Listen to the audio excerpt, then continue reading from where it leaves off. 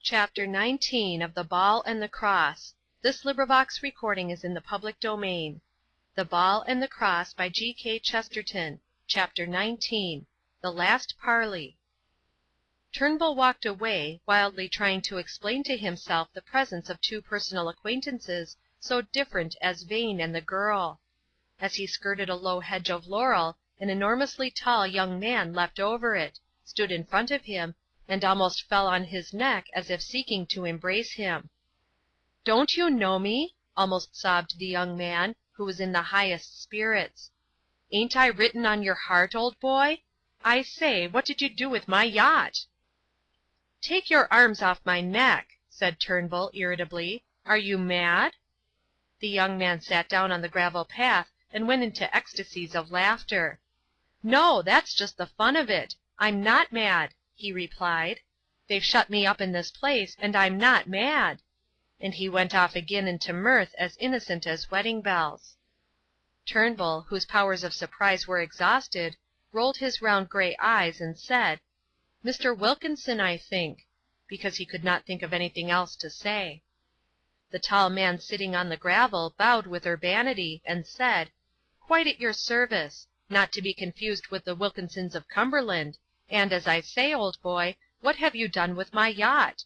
You see, they've locked me up here in this garden, and a yacht would be a sort of occupation for an unmarried man." "I am really horribly sorry," began Turnbull, in the last stage of bated bewilderment and exasperation, "but really—" "Oh, I can see you can't have it on you at the moment," said Mr. Wilkinson, with much intellectual magnanimity. "Well, the fact is," began Turnbull again, and then the phrase was frozen in his mouth, for round the corner came the goat-like face and gleaming eyeglasses of Dr. Quayle. "Ah, my dear Mr. Wilkinson," said the doctor, as if delighted at a coincidence. "And Mr. Turnbull, too! Why, I want to speak to Mr. Turnbull." Mr. Turnbull made some movement rather of surrender than of assent, and the doctor caught it up exquisitely, showing even more of his two front teeth. "I am sure Mr. Wilkinson will excuse us a moment." And with flying frock-coat he led Turnbull rapidly round the corner of a path. "My dear sir," he said in a quite affectionate manner, "I do not mind telling you, you are such a very hopeful case, you understand so well the scientific point of view, and I don't like to see you bothered by the really hopeless cases. They are monotonous and maddening. The man you have just been talking to, poor fellow, is one of the strongest cases of pure idée fixe that we have. It's very sad, and I am afraid utterly incurable. He keeps on telling everybody," and the doctor lowered his voice confidentially, "he tells everybody that two people have taken his yacht. His account of how he lost it is quite incoherent." Turnbull stamped his foot on the gravel path and called out, "Oh, I can't stand this! Really—" "I know," said the psychologist mournfully. "It is a most melancholy case, and also fortunately a very rare one. It is so rare, in fact, that in one classification of these maladies it is entered under a heading by itself, perdinavititis, mental inflammation creating the impression that one has lost a ship. Really," he said with a kind of half-embarrassed guilt, "it's rather a feather in my cap. I discovered the only existing case of perdinavititis." "But this won't do, doctor," said Turnbull, almost tearing his hair. "This really won't do. The man really did lose a ship. Indeed, not to put too fine a point on it, I took his ship."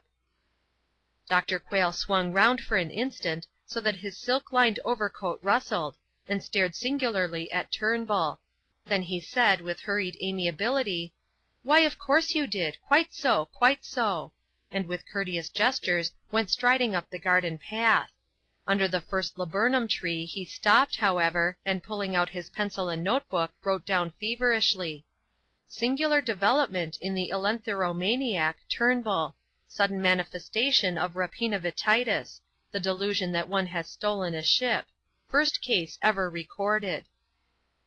Turnbull stood for an instant staggered into stillness. Then he ran raging round the garden to find MacIan, just as a husband, even a bad husband, will run raging to find his wife if he is full of a furious query.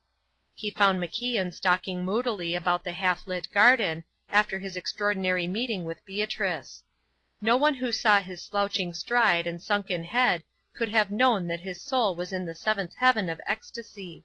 He did not think, he did not even very definitely desire. He merely wallowed in memories, chiefly in material memories, words said with a certain cadence or trivial turns of the neck or wrist. Into the middle of his stationary and senseless enjoyment were thrust abruptly the projecting elbow and the projecting red beard of Turnbull. MacIan stepped back a little, and the soul in his eyes came very slowly to its windows. When James Turnbull had the glittering sword-point planted upon his breast, he was in far less danger. For 3 pulsating seconds after the interruption, MacIan was in a mood to have murdered his father. And yet his whole emotional anger fell from him when he saw Turnbull's face, in which the eyes seemed to be bursting from the head like bullets. All the fire and fragrance even of young and honourable love faded for a moment before that stiff agony of interrogation. "Are you hurt, Turnbull?" he asked anxiously. "I am dying," answered the other quite calmly. "I am in the quite literal sense of the words dying to know something. I want to know what all this can possibly mean." MacIan did not answer, and he continued with asperity. "You are still thinking about that girl, but I tell you the whole thing is incredible. She is not the only person here. I've met the fellow Wilkinson, whose yacht we lost. I've met the very magistrate you were hauled up to when you broke my window. What can it mean, meeting all these old people again? One never meets such old friends again except in a dream." Then after a silence he cried with a rending sincerity, "Are you really there, Evan? Have you ever really been there? Am I simply dreaming?" Evan had been listening with a living silence to every word, and now his face flamed with one of his rare revelations of life. "No, you good atheist," he cried. "No, you clean, courteous, reverent, pious old blasphemer. No, you are not dreaming.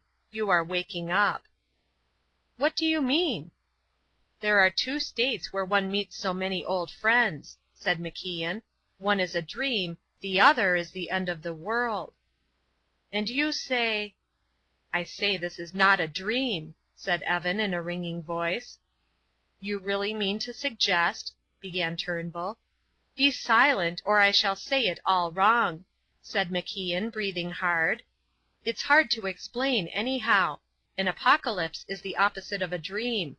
A dream is falser than the outer life. But the end of the world is more actual than the world it ends. I don't say this is really the end of the world, but it's something like that. It's the end of something. All the people are crowding into one corner. Everything is coming to a point." "What is the point?" asked Turnbull. "I can't see it," said Evan. "It is too large and plain." Then after a silence he said, "I can't see it, and yet I will try to describe it. Turnbull, 3 days ago I saw quite suddenly that our duel was not right after all." "3 days ago!" repeated Turnbull. "When and why did this illumination occur?" "I knew I was not quite right," answered Evan, "the moment I saw the round eyes of that old man in the cell." "Old man in the cell!" repeated his wondering companion. "Do you mean the poor old idiot who liked spikes to stick out?" "Yes," said MacIan after a slight pause, "I mean the poor old idiot who liked spikes to stick out. When I saw his eyes and heard his old croaking accent, I knew that it would not really have been right to kill you. It would have been a venial sin." "I am much obliged," said Turnbull gruffly. "You must give me time," said MacIan quite patiently, "for I am trying to tell the whole truth. I am trying to tell more of it than I know. So you see, I confess," he went on with laborious distinctness, "I confess that all the people who called our duel mad were right in a way. I would confess it to old Cumberland Vane in his eyeglass. I would confess it even to that old ass in brown flannel who talked to us about love. Yes, they are right in a way. I am a little mad." He stopped and wiped his brow as if he were literally doing heavy labor. Then he went on. I am a little mad, but, after all, it is only a little madness. When hundreds of high-minded men had fought duels about a jostle with the elbow or the ace of spades, the whole world need not have gone wild over my one little wildness. Plenty of other people have killed themselves between then and now, but all England has gone into captivity in order to take us captive. All England has turned into a lunatic asylum in order to prove us lunatics. Compared with the general public, I might positively be called sane. He stopped again, and went on with the same air of travailing with the truth. When I saw that, I saw everything. I saw the Church and the world. The Church in its earthly action has really touched morbid things, tortures and bleeding visions and blasts of extermination. The Church has had her madnesses, and I am one of them. I am the massacre of St. Bartholomew. I am the Inquisition of Spain. I do not say that we have never gone mad, but I say that we are fit to act as keepers to our enemies. Massacre is wicked even with a provocation, as in the Bartholomew. But your modern Nietzsche will tell you that massacre would be glorious without a provocation. Torture should be violently stopped, though the Church is doing it. But your modern Tolstoy will tell you that it ought not to be violently stopped, whoever is doing it. In the long run, which is most mad, the Church or the world? Which is madder, the Spanish priest who permitted tyranny, or the Prussian sophist who admired it? Which is madder, the Russian priest who discourages righteous rebellion, or the Russian novelist who forbids it? That is the final and blasting test. The world left to itself grows wilder than any creed. A few days ago, you and I were the maddest people in England. Now, by God, I believe we are the sanest.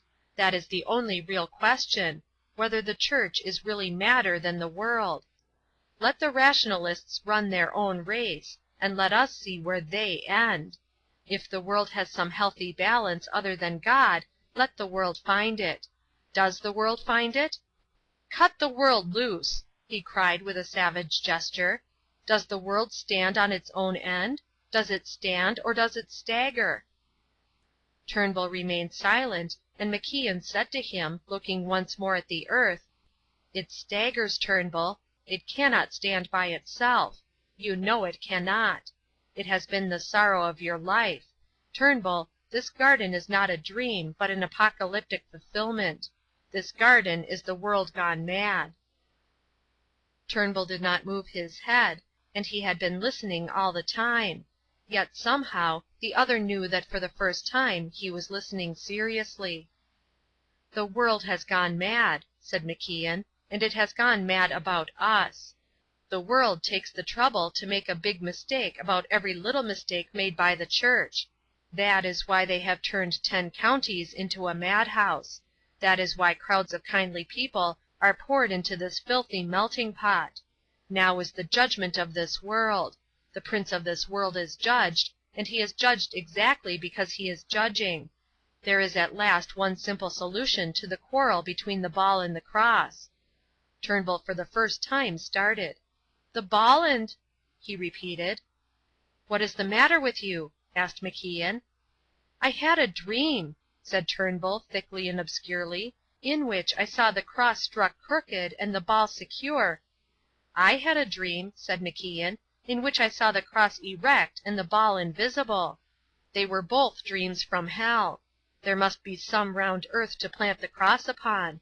But here is the awful difference, that the round world will not consent even to continue round. The astronomers are always telling us that it is shaped like an orange, or like an egg, or like a German sausage. They beat the old world about like a bladder and thump it into 1,000 shapeless shapes. Turnbull, we cannot trust the ball to be always a ball.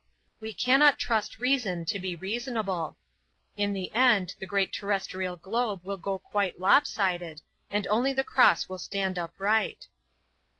There was a long silence, and then Turnbull said, hesitatingly, Has it occurred to you that since those 2 dreams, or whatever they were? Well, murmured MacIan. "Since then," went on Turnbull, in the same low voice, "since then we have never even looked for our swords." "You are right," answered MacIan, almost inaudibly. "We have found something which we both hate more than we ever hated each other, and I think I know its name." Turnbull seemed to frown and flinch for a moment. "It does not much matter what you call it," he said, "so long as you keep out of its way." The bushes broke and snapped abruptly behind them, and a very tall figure towered above Turnbull with an arrogant stoop and a projecting chin, a chin of which the shape showed queerly even in its shadow upon the path. "You see it is not so easy," said MacIan between his teeth. They looked up into the eyes of the Master, but looked only for a moment. The eyes were full of a frozen and icy wrath, a kind of utterly heartless hatred. His voice was for the first time devoid of irony. There was no more sarcasm in it than there was in an iron club. "You will be inside the building in 3 minutes," he said, with pulverizing precision, "or you will be fired on by the artillery at all the windows. There is too much talking in this garden. We intend to close it. You will be accommodated indoors." "Ah," said MacIan, with a long and satisfied sigh, "then I was right." And he turned his back and walked obediently towards the building. Turnbull seemed to canvass for a few minutes the notion of knocking the Master down, and then fell under the same almost fairy fatalism as his companion. In some strange way it did seem that the more smoothly they yielded, the more swiftly would events sweep on to some great collision. Chapter 20.